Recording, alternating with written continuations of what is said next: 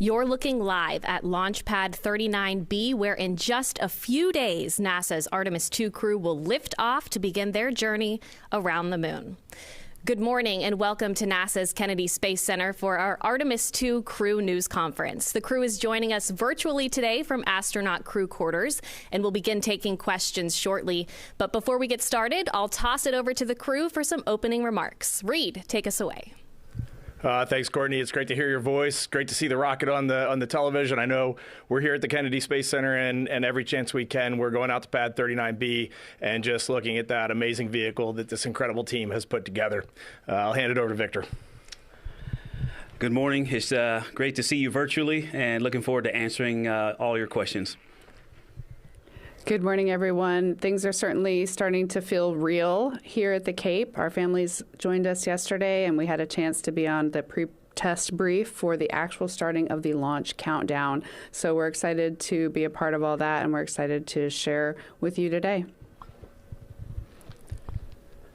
It's really cool feeling right now. We're just down the hall, our spacesuits. Since we got here, we've done a dress rehearsal, if you will, getting into the suits. And with the families arriving yesterday, pretty special to take them out to the pad, show them the rocket in the daylight, and then again, all lit up in its spectacular beauty at night. So back to you, Courtney.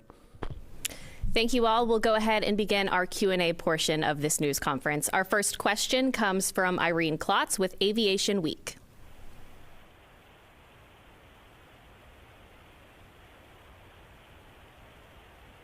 Irene, if you're talking, we can't hear you.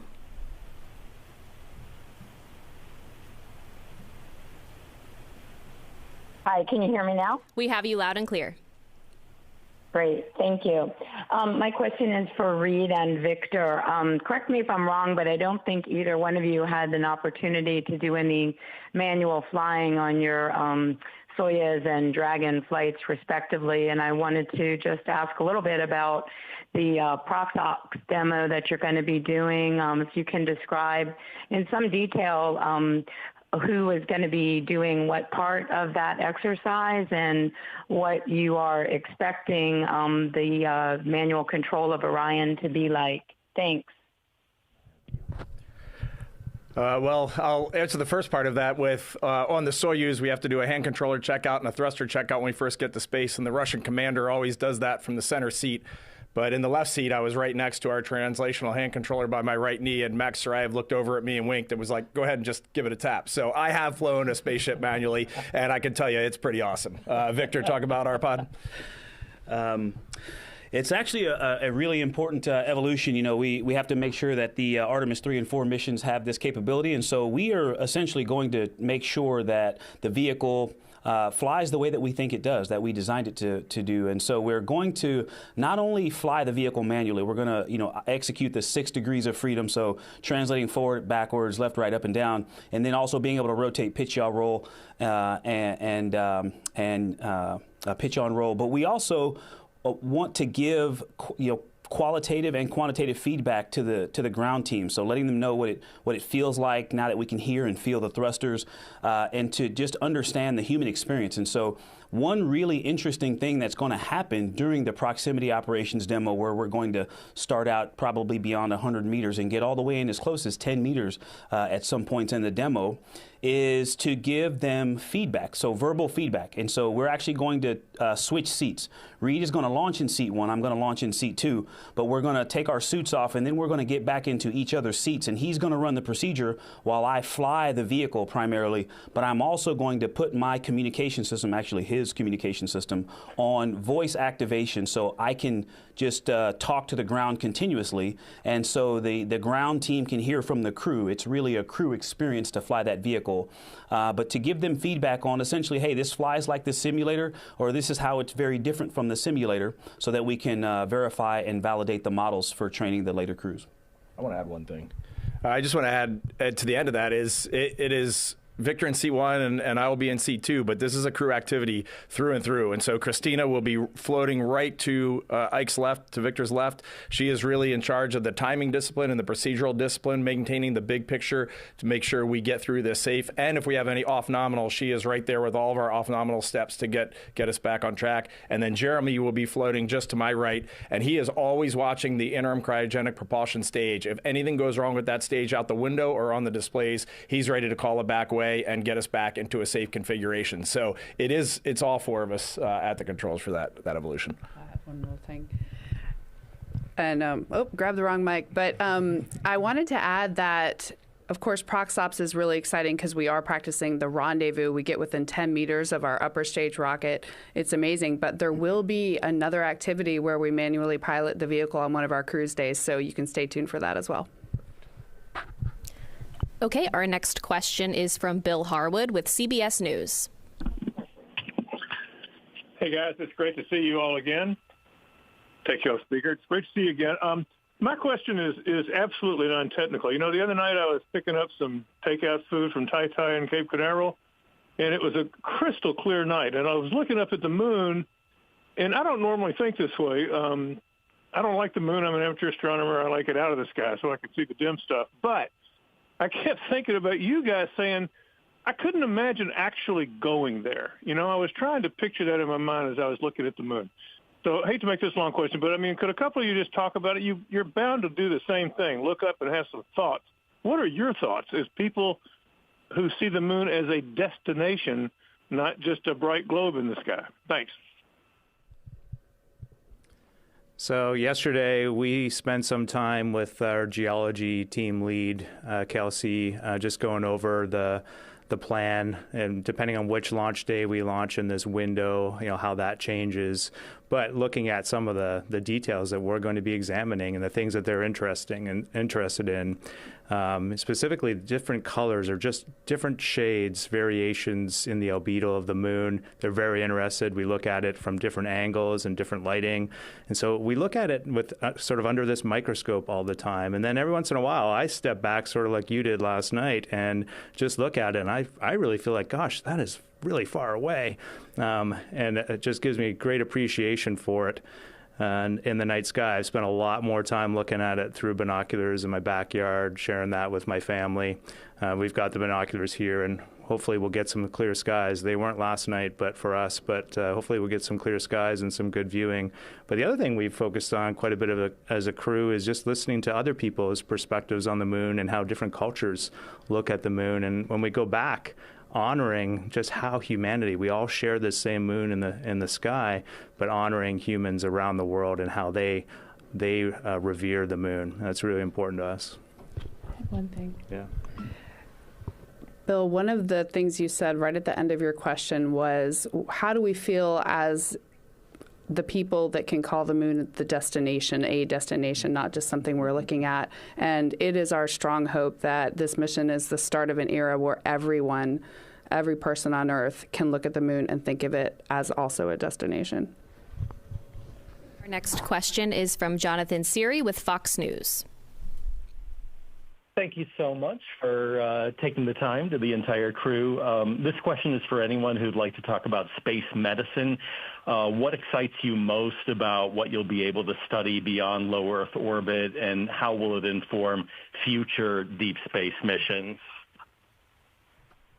I'll start with, it's going to be a touch off topic, but the camera that Artemis III will take and Artemis IV will take to the surface of the moon is going to be a Z9 by Nikon, and we fought pretty hard to get just that camera on board to see what is the radiation environment in deep space going to do to the sensors on that particular camera so that we can learn about that. We have science experiments on board that are going to be looking at our own cells in our body and also on little test kits, so we'll be able to compare that when we get back. We have radiation sensors in the vehicle that are going to be monitoring the radiation environment for the entire ride out and back. And then we also are going to go into, most likely if we launch on the first or second, we'll go into an eclipse period, which will be very stressing for the power and thermal systems on our spacecraft. There's not really a scientific benefit there, but it's a huge payoff to our modeling and what we're going to look at for Artemis 3 and 4. I'll see if anyone else wants to talk some of the details. Just wanted to add that, one of the things that the future Artemis missions are going to do is actually to work on the surface of the moon. And so we also have a fantastic team of exercise folks and operational psychologists that we're going to get to talk to. And even though this mission is not going to the surface, we are starting some of the processes that we think are going to help them be successful physically, emotionally, and mentally in getting ready for surface work. Great. Our next question is from Micah Maidenberg with the Wall Street Journal. Hi, good morning, all. Reid, I'd like to ask you to reflect a bit on your role as mission commander. I imagine you may have to make some final calls or tough calls during potentially challenging moments of this flight. Just talk about how you prepare for this job and that responsibility. Thank you so much. I say it every time I get asked this question. I'm flying with Victor, Christina, and Jeremy. We have the best crew that you could put together from NASA and the Canadian Space Agency here. So we really have broken down the specifics of this mission across all four of us.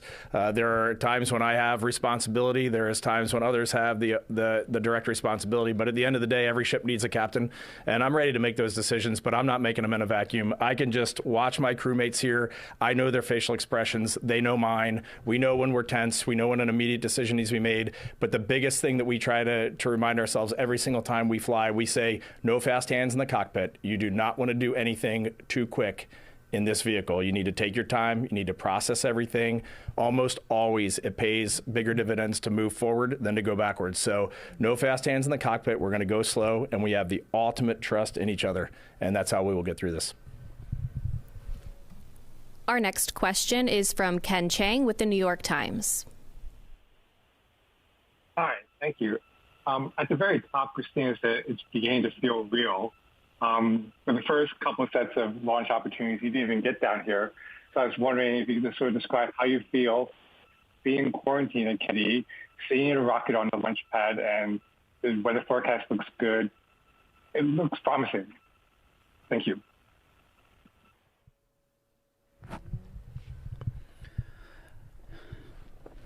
It's great to be here. I think everyone in the crew office loves coming to Kennedy Space Center. It's kind of like, pilots love to be out at the airfield and see airplanes, and so a place where space missions start and some finish is a pretty special place. But it is also just neat to be here with this team that has really crushed it. The exploration ground systems, the folks that have gotten the vehicle ready and repaired the things that need fixing, and to watch them really maintain that schedule and to get that rocket into the VAB and back out to the pad. It's also good to be out here with them and to share some time with them. We've spent a lot of time working with our team back in Houston, the flight control and engineering teams that have helped us analyze and proceduralize this mission. And so now it's cool to be out here with the team that's has been maintaining and preparing the rocket, and it's good to see it. And every day that we're here is the first time that we're doing this, and so we are exploring on this timeline as well, and it does feel good. I want to add one thing. I want to add one quick thing to just remind everyone, this is a test flight. This is the first time we're going to try this. This is the first time we're loading humans on board. And I will tell you, the four of us, we are ready to go. The team is ready to go, and the vehicle is ready to go. But not for 1 second do we have an expectation that we are going. We will go when this vehicle tells us it's ready and when the team is ready to go. So we might go out to the pad, and we might have to try again a few more times, and we are 100% ready for that. Our next question is from Anthony Leone with Spectrum News. Good morning. Thank you so much for taking our questions. There are so many firsts here for this mission. The first commander of a return manned mission to the moon, the first black man, the first woman, the first Canadian to visit the moon. What do these firsts mean to each of you?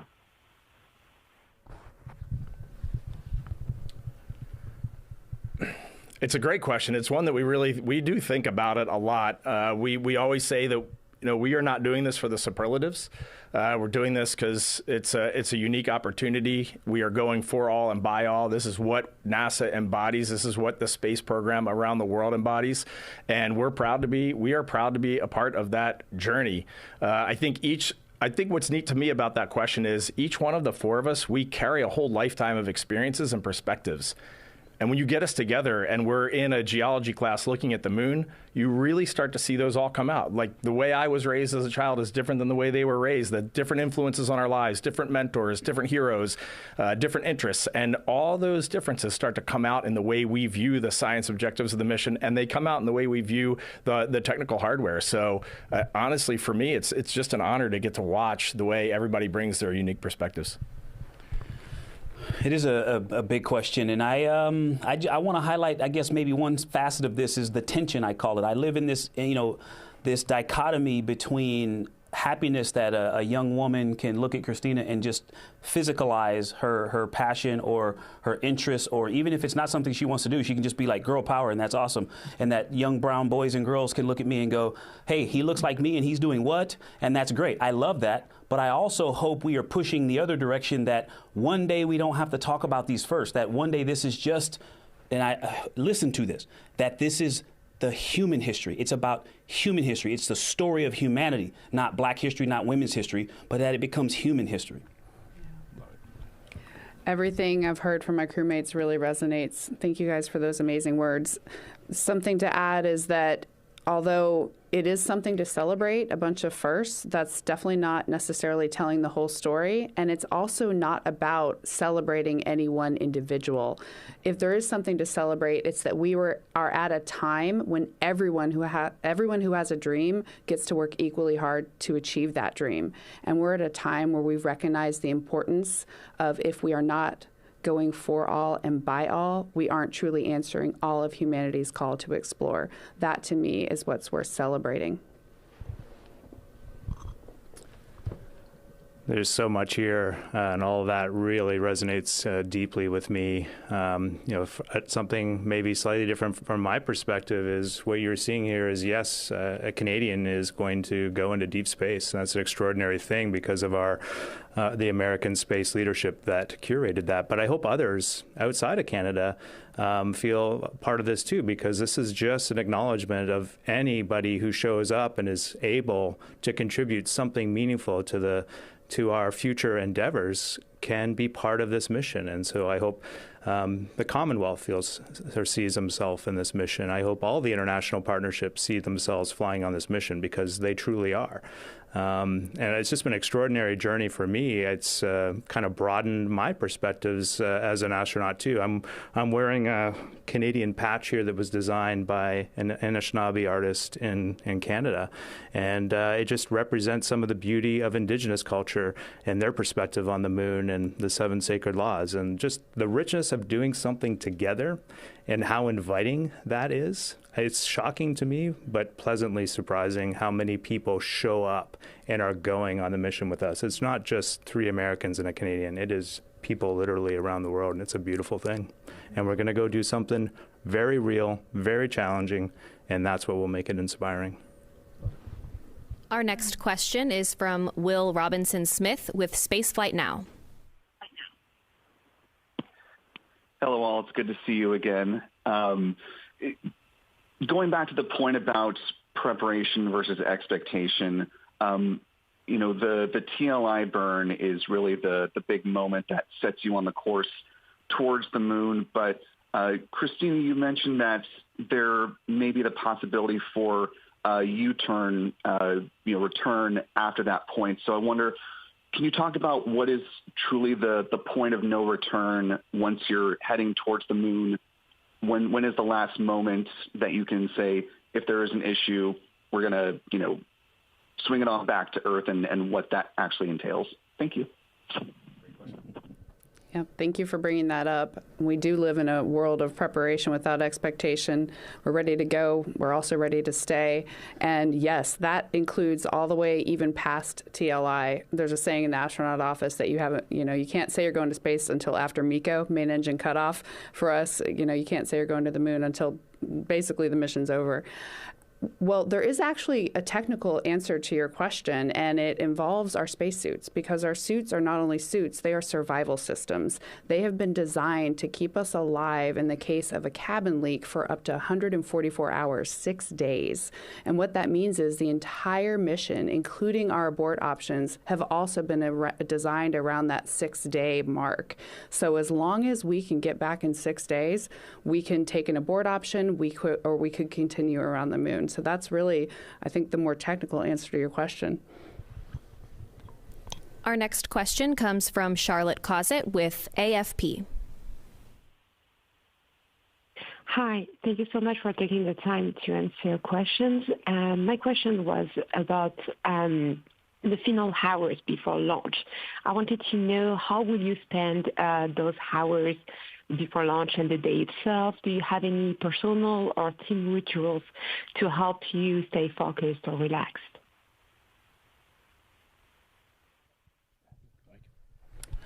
You know, it is actually a very long day. We wake up about 8 hours before launch, and there's a pretty tight schedule of things to get out there, some of which you're going to see when we walk out of the Neil Armstrong Operations and Checkout Facility crew quarters and come out of that elevator that you've seen crews come out of for years. That's amazing to be here and get to do that.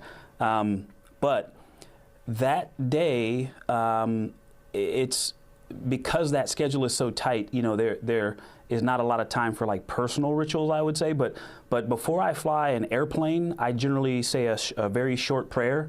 And then I try to send my family a note to tell them that I love them. And so one of the neat things about this is a tradition we started is our families are outside the building when we walk out. And so that is the moment that I'm going to get to tell them I love them instead of sending a text message or a phone call. I get to tell them I love them, and then I'll still say my prayer before we all get into the vehicle. And then that way I can focus on that timeline and making sure that the launch control team is not waiting on us, the crew.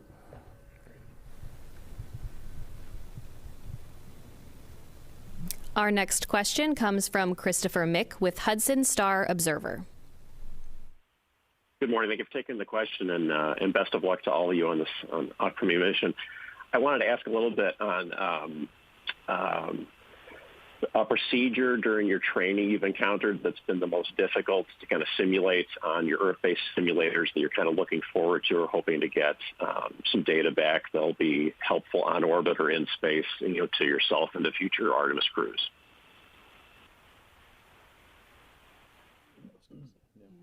I think Christina will take the second half of this. One thing that we really have realized, I love this question. It actually got us thinking. But one thing that we have noticed is that as we go through all, this is a first flight. And not every procedure, to the best of our verification method, it's sound. It's 100% ready to go. We should be able to run that procedure without any misgivings. But we have found that this is a first flight, and basically every time we send a command to this vehicle, we take ownership of this vehicle, we have to think about what we are doing right now. So as we're running through these procedures, we have to be thinking at all times, every single step, what are we doing, what are we asking of the vehicle, and what is it telling us in response? And then we also have had to build a tremendous amount of communication and trust with our mission control team in Houston. 3 of us have flown on the International Space Station. We have operated with mission control for months, if not years of our lives. We know how this process works. But this mission in a small, highly dynamic spacecraft, it is different. And working through that process of how we're making decisions to move forward in this flight has been a really neat thing. And there's been give and take. There's been things that our flight directors, Jeff Radigan, Judd, and Rick, have given to us, and there have been things that we have given to them. And as we have built out this entire team, it just feels really good. We all know each other, and we're all ready to take on this challenge. I'll throw out a couple salient examples of moments. I think the first that comes to mind is rendezvous and proximity operations, our test for that, our pod, we call it. And we've talked a lot about that, won't go into detail, but all of our simulators, we have ones that have very high fidelity volumetrically, we have ones that have very high fidelity flight software-wise, we have ones that have very high fidelity views out the window. We don't have a motion simulator, and I don't think even if we did, we could really know how the vehicle will respond. So that's one we got to test in space. Another that comes to mind is the flyby, looking at the moon. What will it actually look like through our eyes, through the windows of our Orion. That is something we're all really looking forward to. And some of the other big ones are our life support systems. We will be venting the carbon dioxide that's removed from our breathing atmosphere inside the vehicle the entire mission. That was not done on Artemis I, and it does have some effects on our navigation and guidance. So we'll have to get to space to really see how that affects the vehicle. And if I'm going to say a fourth, I'm going to go with the exercise device, because it is a very small spacecraft and not all of us are very small. And when one person exercises in there, it will be very interesting to see how that affects the rest of the spacecraft, what we can do while that's going on. Does it keep our solar arrays safe enough with all that dynamic motion? There's a lot to learn there. And so many things are new. Those are kind of the big ones that none of our simulators can adequately address on the ground. Can I add one real quick thing too? Just we have a fantastic training team that has helped us to get to this point, but also I want to just put a plug in for training systems like simulators. One thing, it's not a procedure, but across all of the training, the ability to stop and restart a simulator or run it fast to get to a certain point, that has been something that has been a challenge and something I think we're going to have to really push on and do better in the future missions. Our next question comes from Jackie Waddles with CNN. Hi, folks. Thanks for doing this. Good to talk to you again. Quick question for Victor, a kind of follow-up on Irene's question. I understand, like, during these prox ops, you'll be evaluating the craft on the Cooper-Harper rating scale. I'd love if you can tell us a little bit about what that is, and if you have an idea going into this of how you'll be rating the vehicle, or if you're expected to be surprised. And then since you'll all be involved in prox ops, I also wanted to ask, I think I understand this correctly, that there won't be rangefinders, so you'll be doing some kind of analog calculations here. I'd love to just hear a little bit about how you guys are going to coordinate on that and what you're expecting. Oh, wow. Yeah, Christina reminded me we don't have a whole lot of time because I love talking about this. So we will be using the modified Cooper-Harper scale. Cooper and Harper wrote this report about how to evaluate aircraft, and it's a great report. It's actually not super long, so you may want to reference that to get some of the points out. But you get a number out of it. It's a scale that starts with is the situation controllable, and then you go through, is it adequate, it's suitable. Do you get just the minimum performance, or do you get the desired performance? And it's essentially a scale.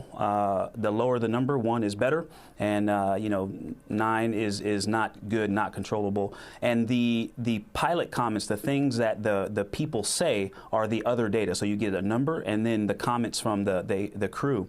And that's why I think it's really important, even though I'll be a hot mic, I think all 4 of us making comments about what we see, hear, feel, because it's an integrated system, is going to be one very important part. And you touched on something that's very important, and I think is a huge statement of trust from the agency to this crew, is we will not have a range finder. There's no data that tells us the range between us and ICPS. We will be using subtended angles, how big the upper stage looks out the window or through a camera.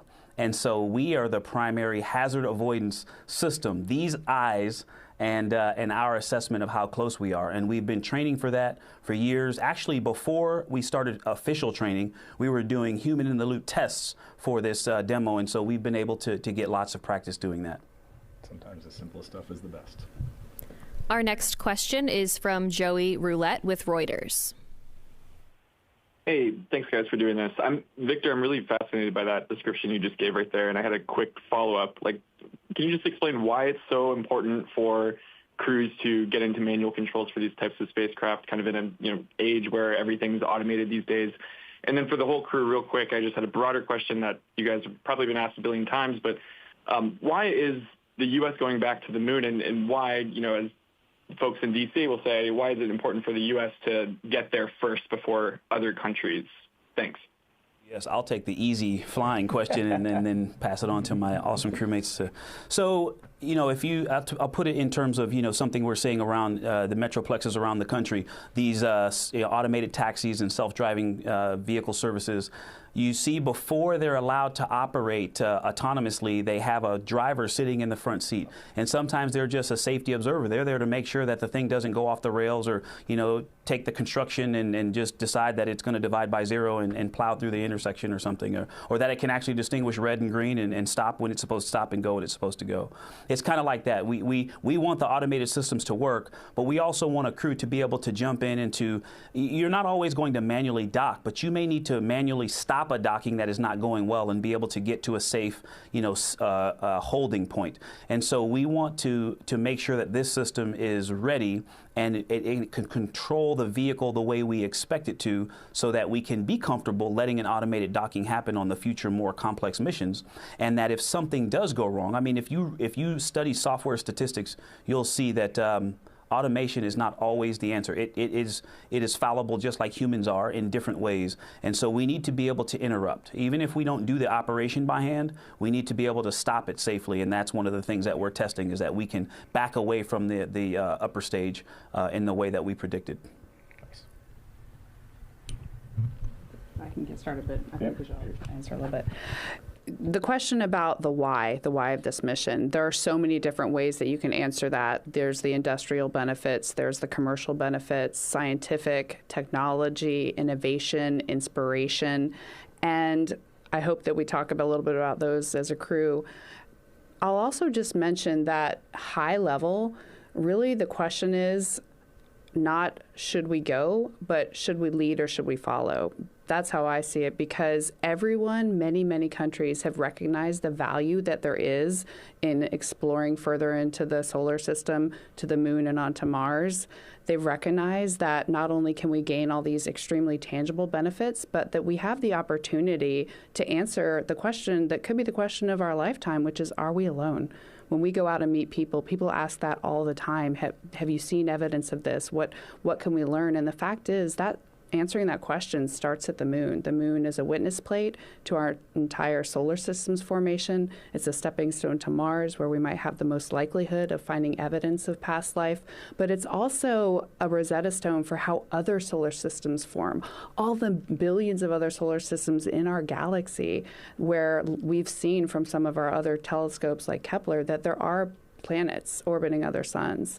All of this starts to unlock when you go to the moon, and for me, that's one of the most important scientific reasons to go. We don't have to answer, right?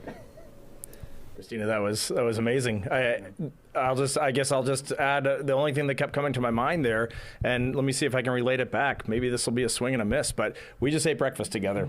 We were laughing most of the time. I was actually crying, and one of the jokes is just so funny.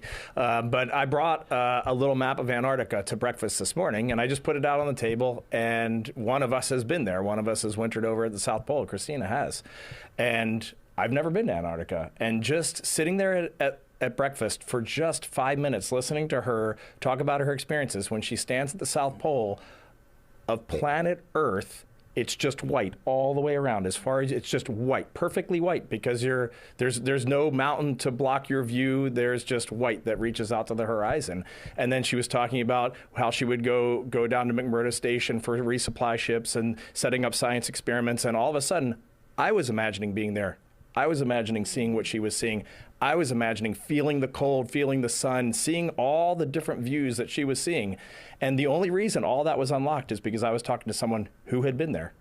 And I think at the end of the day, we have got humanity's call is to go explore and to go do these things and then to share them with the world and to motivate. We might motivate 10 kids to go do something great. We might motivate one kid to go do something great. And that's a success to me. Thanks. Our next question is from Ryan Catton with NASAspaceflight.com. Hi, everyone. Thanks for your time. I know it's busy as we get to the pointy end of the count here, but I'm really interested to see if any of you have any, talking to the geology earlier on, if any of you have any specific features of the moon which you're most excited or most technically interested to spot out of the window. Is there anything you're especially looking out for, or is it just, the entire moon? I suppose it is the entire moon, but, thanks. I'll start if anyone wants to add.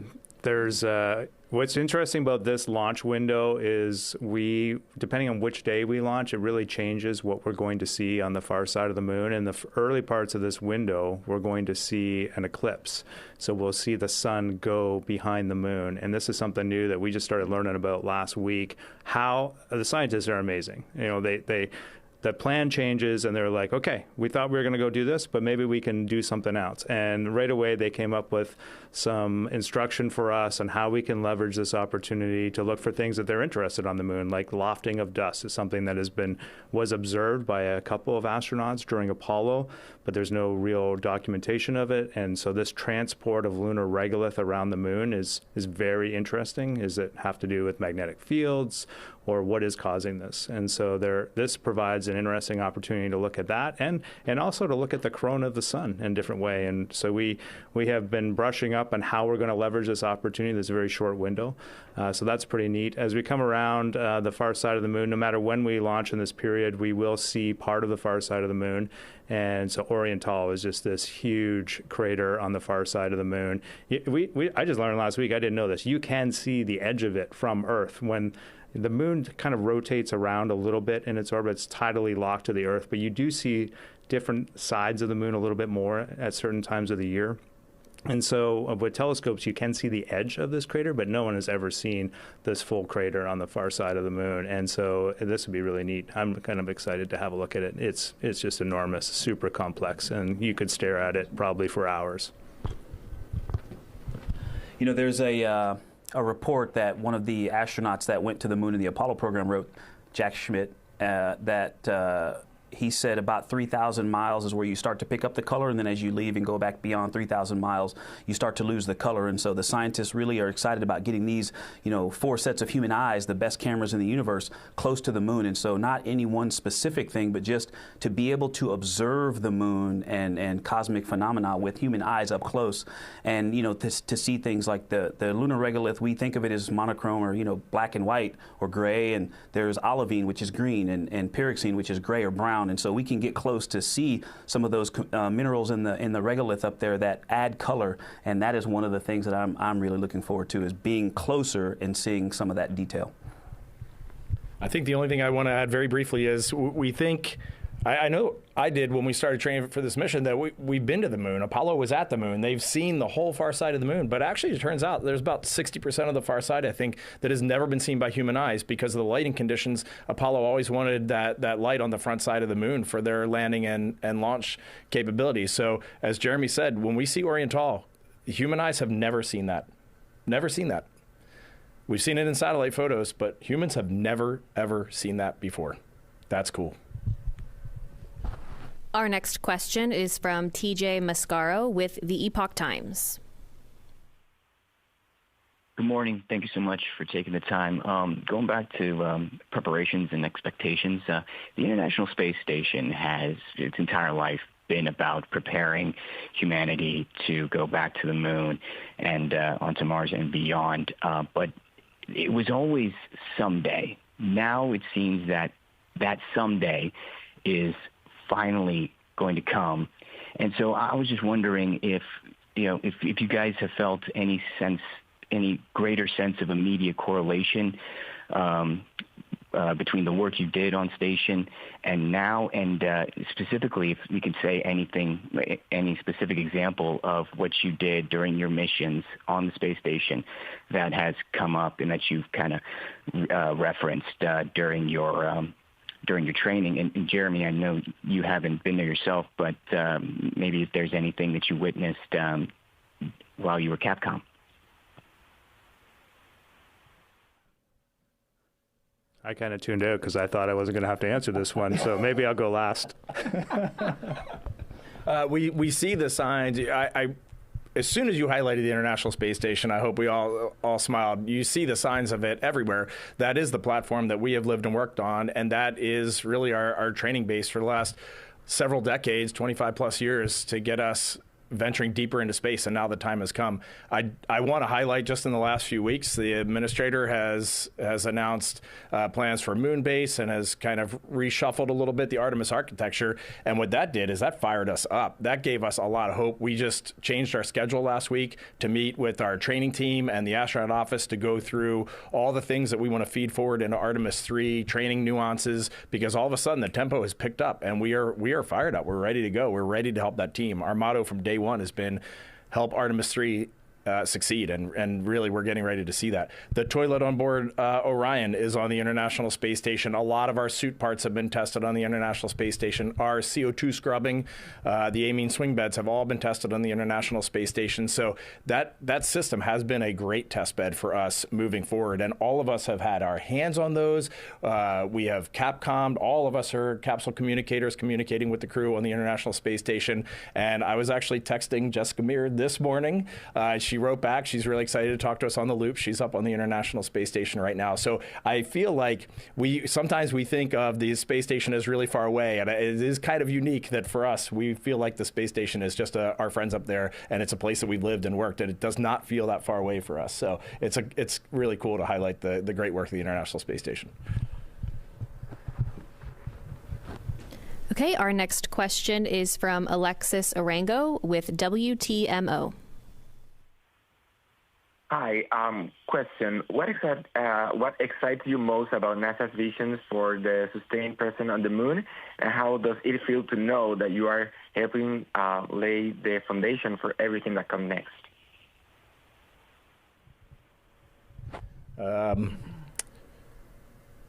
I feel like I'm talking too much. There's one of my favorite inscriptions in the U.S. Capitol is inscribed in some wood in one of the subcommittee rooms, and it says, "Where there is no vision, the people perish." And I think about that all the time. And sometimes you need solid technical foundations. You need companies like Blue Origin, SpaceX. You need Lockheed, Boeing.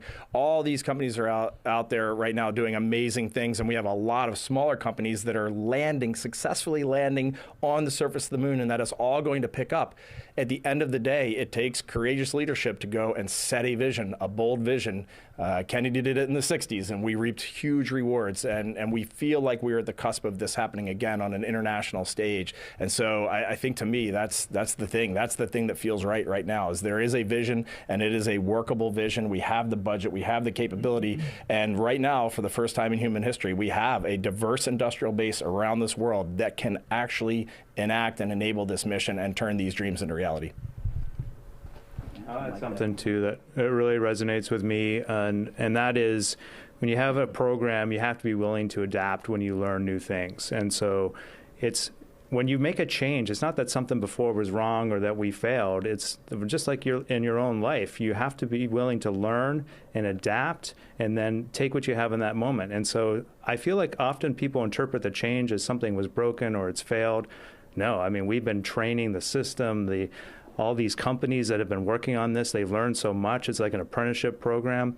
And we've learned a few things, and now we're going to adapt and we're going to move forward. And all around the world, everyone who's part of this program has the opportunity to adapt and lean into it and just do the very best we can, which is super exciting. This is the stuff that fires us up, is to imagine like being in that era of the Mercury, Gemini, Apollo. When you look at the timelines of what they did, man, that's what we're capable of. And we're at a period right now where we can just lean into that and go after it. That's super powerful. And we're happy to do our small part, our small drop in the bucket, and then hand the baton on when we get back. Yeah, I just wanted to add that I'm very excited about the vision. All the things that you've heard, I 100% sign on to that. And I just want to say that I'm most excited about the leadership that is carrying that vision and sharing that vision. You know, our leader, Jared, Amit, we've got fantastic leadership at our center, Vanessa, the team that is making that vision a reality, all the way down to our flight operations team in Houston and the trainers. The people that are making that vision a reality are also equally inspiring. Great. And our final question today is from Brandy Campbell with Fox Weather. Hey everyone, thank you so much for answering all of these questions. I just wanted to ask you guys what your mindset has been like since you arrived to Florida, knowing that the launch is coming in a few days. I just can't imagine being in your position and knowing what's ahead of me. So can you guys just share what's been going through your minds? I think all four of us will answer, especially since this is the last question. This is an amazing place to be. I wish we could just walk the halls together here in the crew quarters. The folks in the kitchen that are cooking for us, their shirts are just covered in patches of previous missions. When you walk down the halls of this facility, you see names in foreign languages. You can just think about the different places that they were born, the lives they have lived, and the legacy that we're a part of. It is a really very special place. This is where humanity began reaching for the stars. And Christina and I have both launched from Russia, from the Baikonur Cosmodrome in Kazakhstan. So we just feel that huge international partnership. You really feel it when you're here. You can look around at the history and the legacy of it. And then it is surreal to jump in your car and drive out to Launchpad 39B and see this massive vehicle sitting there on the pad that has legacy all on its own. 39A and B, that's where we flew Apollo. That's where we flew shuttle. Our vehicle has parts that were flown on the space shuttle that have been reused, that have been repurposed. Our engines flew on space shuttles. Our booster segments have been reloaded and flew on space shuttles and were recovered. So it is, in a way, it's a glimpse into the past. And then when you see this vehicle on the pad, you look at the size of this vehicle and you know it's going one place. It is going to space, and it is going to go there in a hurry. When those engines light, this thing is moving out. So it's surreal. I almost want to say, though, I just feel relaxed. It's good to be here. We've trained for this, and we're ready to go. Mike? The two things that I feel are legacy, which Reid just really captured, so I won't even go more into that. But I will say the other one is just space or gray space, or protecting that relaxation, that headspace. My family arrived yesterday, and so now I'm not gonna sit in my room and just study. I'm actually going to just clear my headspace so that we're ready on launch day for that 10-day sprint. It's about protecting that, I think, and also the spending time with each other. Like Reid mentioned this morning at breakfast, we had fun, and so for me, it's just protecting that emotional headspace. Yeah. I feel a lot of what's been shared already, and something that has come to mind several times being here at Kennedy and actually living here prior to a launch is the time that I came here with my family when I was around 10 or 11, and I often cite that trip as what cemented my interest in the space program. I came home with a couple posters from the gift shop, and it had been a dream of mine ever since. So that's something I reflect on a personal level. Professionally, it is just about one foot in front of the other for me. I think of it as a train. We are on the train right now. The system is going to get us all the way into that capsule and is going to get us launched and out to space. And our job is just to do what we've been trained for and let the training take over. So just remembering that we're here to fulfill that mission, that is what contributes to what they say. And I found it to be true. The astronauts are the calmest people on launch day. And I feel that within our group ever since we've gotten here. Something that's been crossing my mind, my parents, I know they arrived here last night. I won't see them until we get our behind the glass visit, obviously, because we're in quarantine, but as well as launch guests. So we've all got family and friends that are coming in, and then lots of people are just coming to watch. And something that's really neat is that I love about this place is the Atlantis display, the Space Shuttle Atlantis. Just extraordinary. So people that have the opportunity and the time to get over there and go have a look at that, it is just truly marvelous to see. And a special place for me as a Canadian to see the real Canadarm1. And it just reminds me of what you were talking about, vision of that we've had over decades that brought us to this point, just standing on the shoulders of giants. I always love to tell the story. Like, I can't imagine the courage of the people who thought, a robotic arm had never been done in space. And some Canadians, a group of Canadians said, yeah, we'll take that on. And it was the Americans who gave us that opportunity to supply it. But some people stepped up and said, yeah, it's never been done before, but we'll do it, and we'll even write Canada on the side. If it fails, it would have just been this enormous embarrassment. But it wasn't, of course, because they were resilient and they did all the things that the extraordinary team behind us does, and they ultimately succeeded. And so if you have a chance, go see that. It's truly extraordinary. And for me personally, I feel like the others. We're well prepared. We're so fortunate to have an extraordinary team behind us that put us in a place where I just feel ready to go. All right, before we wrap up today, we'd like to give the Artemis II crew a moment for any closing remarks. Go ahead. It's hard to close this. It's hard to close this out. We really, I think we just need to close with I'll start with two words: gratitude and savor. We are savoring every minute of this, but I think our teams are savoring every minute of this, and I hope the world savors a little bit of this as well. And then gratitude. This is an international partnership. It is the whole world working together. We have traveled to every place that human hands have touched this vehicle along the journey. We've been over to Germany. We've been throughout Europe to see the teams that have put together our service module with the Airbus team there. We've been all across the United States where our engines have been built, where the boosters have been built, where the core stage has been built.